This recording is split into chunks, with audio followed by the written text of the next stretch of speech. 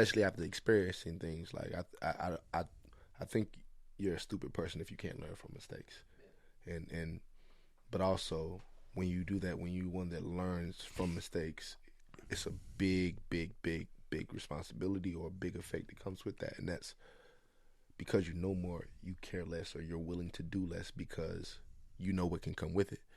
So I used to help every homeless person I possibly could, and that's one, not even homeless, just hungry people. But twice that's led to my downfall, you know. And this is what bothered me about it. The first time I was broke. I bought a Burger King burger. No, McDonald's, my fault. It was two double cheeseburgers. And a homeless guy came up to me on a bike and he said, "Hey man, I need some money for food. Whatever you have is fine. I just spent my last on it, you know."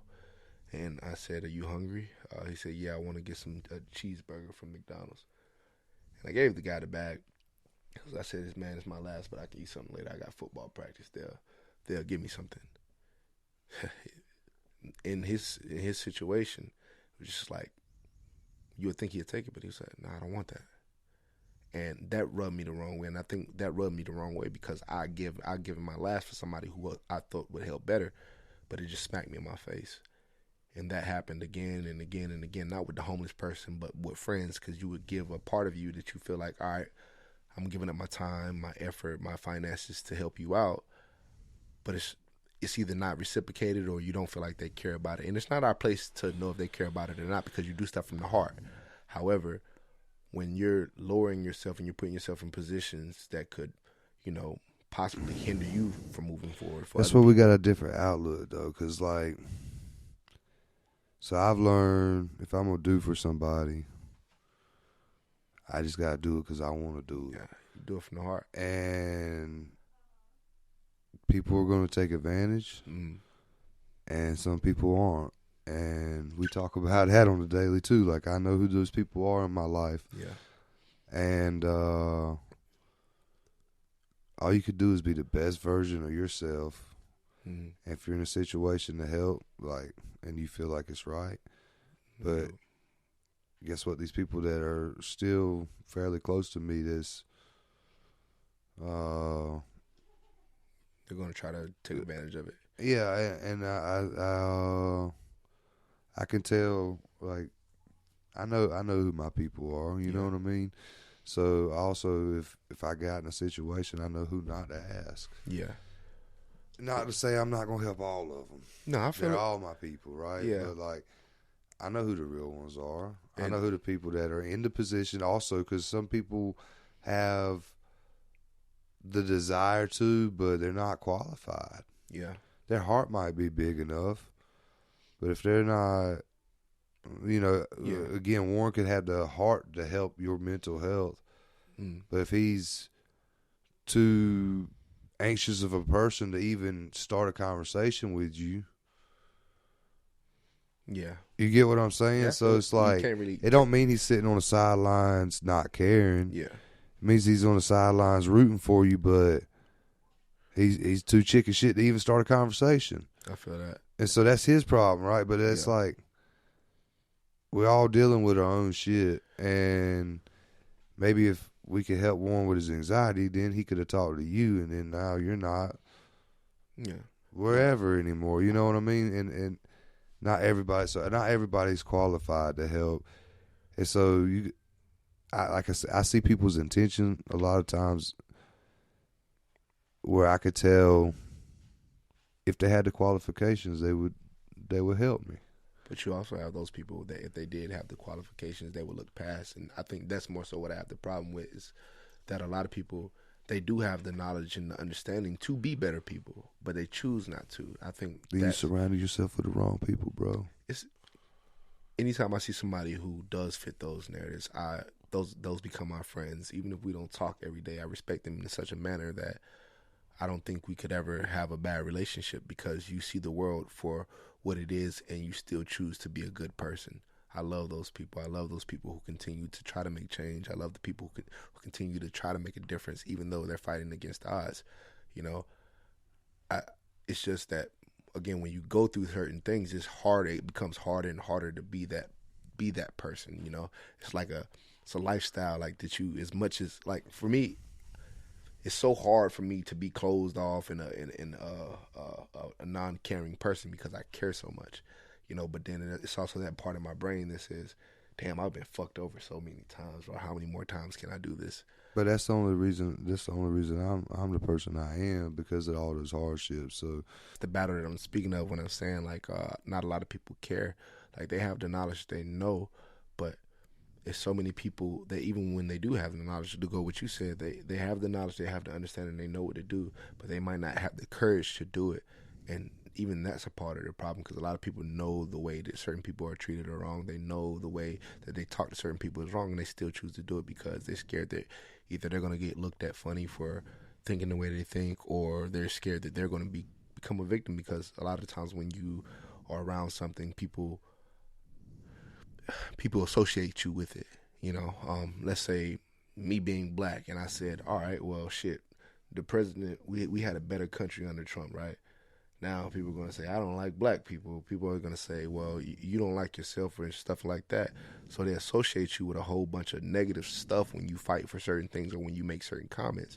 And with the mental health, unless we all start speaking about it, it's never going to matter. Right now, it's just something that people can talk about to get a whole bunch of likes on social media. You just brought up a whole nother problem, though.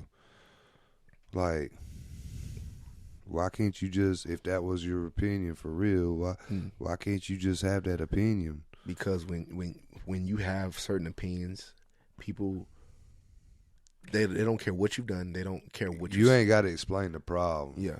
I'm saying, why do we tolerate such a thing in a society anyway, is to like to be judged so hard? Because I know good people from all walks of life, bro. And I think we're losing the community. Like, I think we've all got so sidetracked, lost in our phones, what our version of the world should look like. And I guess maybe I'm guilty of it right here in this moment as well. But if we would just stop and learn to talk to each other and communicate to each other again. Yeah. And, 100 years ago, they had to ask, how you feel today, Bill? Yeah. Nah. You had to ask them. We just... If not, that's like, what we going to do all day? I mean, but that's the reality we live in now. It's just like, even a lot of people don't know how to have conversation. A lot of people find it that's weird a fact.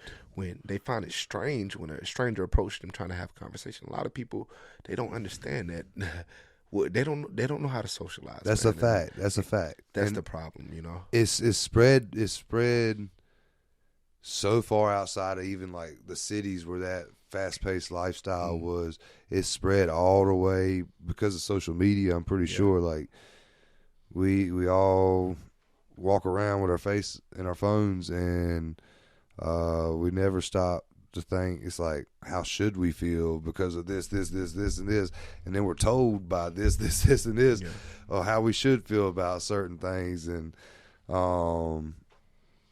every once in a while we get a home run, somebody, which is still been controversial lately, but like somebody like Oliver Anthony or something, who's brought all kinds of people together, from different political backgrounds, different races, and all in support of like, some of his lyrics. Yeah. But it most of the time we're so damn divided anymore that we don't find many of those unity moments. Yeah, it's because of what you said earlier, like why do we judge so hard when people have an opinion, or they should be able to believe what they want to believe? It's because, like you just said, we're so divided, but people still want to feel a part of something. Yeah. So like I always compare it to the Republican Democrat thing, shit. Right? So it ain't no in between now. You're either Republican or you Democrat, because the Republicans say if you don't go Republican, then you basically voting Democrat. And the Democrat said basically if you don't vote Democrat, then you basically voting Republic. So they shame you into being on a side, and when you're a little bit more left or right, they automatically associate you with one or the two. So if you let's say I believed in like what is it? I'm a conservative. Let's say if I had a little bit of conservative views, saying that I believe that a man should take care of all the bills. Now, somebody on the Democratic side might not believe in that, so the first thing they're going to do is associate me with Republicans, no matter what my other views are. That's it. It's either you're 100% this or that. It ain't no in between in today's society. So what just blew my mind as we were having that conversation, I might struggle. You might cut this anyway because I might not get it out. But like, all right, so we're also divided, right? And we also all don't know how to have conversation anymore. That's more of the trending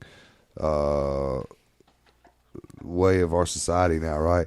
So where do you find comfort on your FYP?